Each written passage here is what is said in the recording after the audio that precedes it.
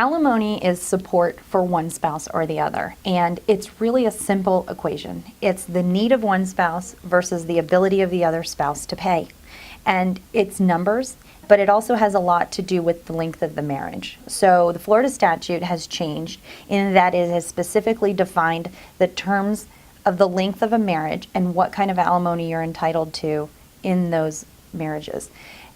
And essentially, our job is to go in and determine what your need is as a spouse and what your other spouse's need is in terms of their ability to pay.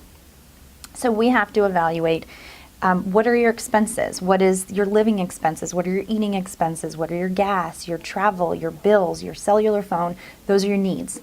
Now, the ability to pay is your spouse's income minus those necessary and reasonable expenses. And whatever's left over, that's the pot that alimony is going to come from.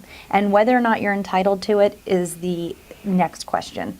And whether or not your marriage, the length of your marriage. Do you have a long-term marriage in which you've been a supportive spouse? And how has your career been affected by the marriage? Or maybe your child-rearing duties.